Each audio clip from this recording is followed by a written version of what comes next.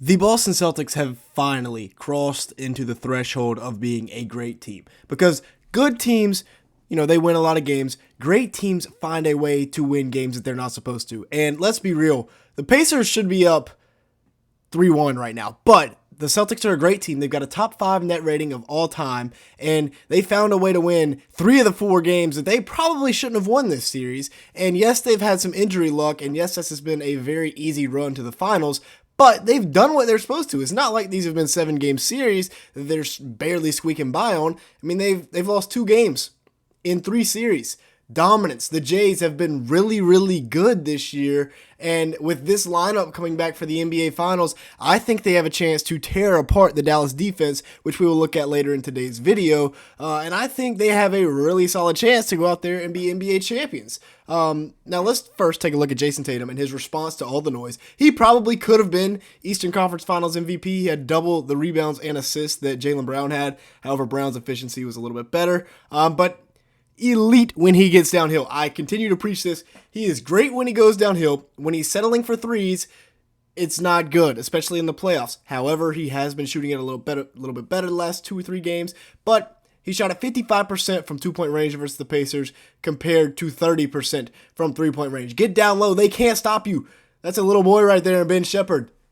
Made him his son, and then going right by Andrew Nembhard for the easy layup. See how easy it is when you get downhill? I swear, Buddy forgets he's 6'9", 215 pounds. Maybe it's because he's 19 and he has, doesn't have a great memory yet. But when he goes downhill, he's nearly unstoppable. And then if he adds his 3-point shot in, I don't want to see him taking 9 attempts a game, but if he takes 4 or 5 and makes 2 of them, that's cool. For 40% from 3, more than efficient. I will take that all day. I just want to see him be more of a driver, and I think he's going to have to be more of a driver because if he's settling for threes, they're probably not going to win the championship. Now, the MVP of the Eastern Conference Finals was Jaylen Brown, who averaged 30 points, 5 rebounds, 3 assists, and 2 steals per game. Like we said, they averaged really the same amount of points, and Tatum averaged 2 more boards, or double the boards and assists that he had, but Jaylen shot at 52% from the field and 37% from 3 on 7 attempts. If he's shooting at 38% from 3, Tatum is shooting it pretty well. This team is nearly unstoppable, especially when you throw in Jaylen's ability to slash and get to the rim. But this Jayson Tatum, Jaylen Brown, they are an elite 1-2 duo. The Celtics team has crossed into that threshold of being a great team because, like we said, they find a way to win. And if JB's hitting those threes on top of his elite driving ability, that was a walk, but anyways, on top of his elite driving ability, he's going to be nearly unstoppable come playoff time or come finals time. And then, they have their elite role players, their elite role guards with Drew Holiday, who against the Pacers put up 18 points per game, 7 rebounds, 6 assists, 1.5 steals, all while being sick for the last 2 games. And he turned into an absolute sniper, shooting at 42% from 3 on 6 attempts, 60% from the field overall. We'll round up. That is crazy right there. Drew Holiday was absolutely on fire against this Pacers team. And then you also had Derek White, who is their other really good guard, probably consensus the best defensive backcourt in the NBA.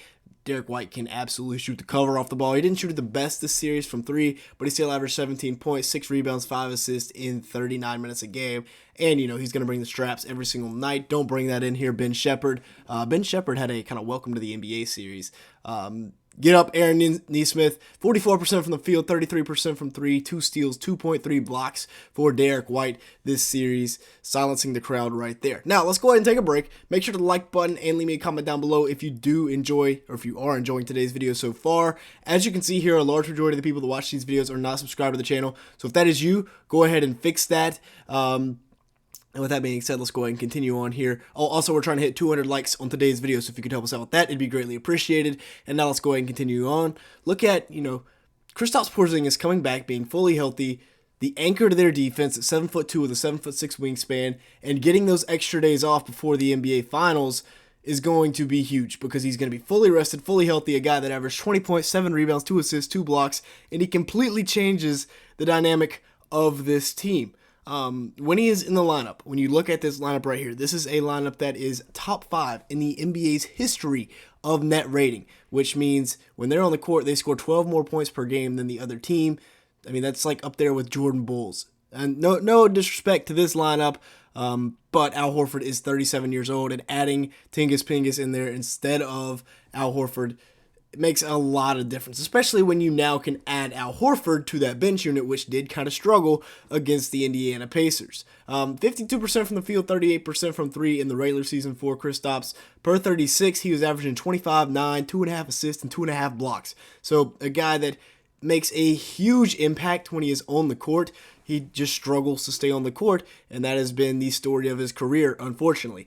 But I think against this Dallas Mavericks team, the 5-out will work wonders, especially getting Porzingis back, who is a real threat and a real driver against Daniel Gafford and Derek Lively, who have been phenomenal for the Mavericks. I think they can tear this defense apart, because look at this. Straight 5-out, really no sets. You just let Jayson Tatum and Jaylen Brown cook, and right here, JT identifies the matchup, gets downhill. He's got two elite three-point shooters standing in the corner, and he goes up, and the guy that comes to contest him at the rim is TJ McConnell. No offense to TJ McConnell, but he's not exactly an elite shot blocker. Right here, Jaylen Brown just goes straight downhill, and it's because you have Derek White, Drew Holiday, and Al Horford, all guys that shoot at about 40% from three in the regular season, on the three-point line waiting. And you can't help off too much, because in the modern analytical NBA, giving up a 2-point contested layup is better than giving up an open three. Once again, there you see it right there, blowing right by Nesmith. And then you have the pull-up effect over Nembhard.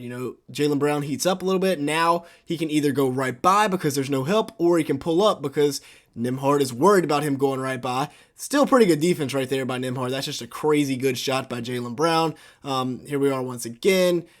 And one shot fake blow by, Obi Toppin's out of the screen, and it's a wide open shot with a wide open Jayson Tatum to your left. And then he just gets right here, cooks up. Pascal's got Derek White in the corner, so he can't fully commit, and he gets a wide open layup. Now, they are kind of three-ball merchants. They are number one in the NBA in three-pointers attempted and number one in three-pointers made. So I guess it's okay to be number one in the league in attempted threes when you're number one in made threes. They have 8 guys, first team ever to have 8 guys to make 100 threes on the season. Tatum led him with 229. Sam Hauser in second with 197. Derek White right behind him with 196. Peyton Pritchard coming in with 147. So 2 of their top 4 in three-pointers made were guys that come off the bench.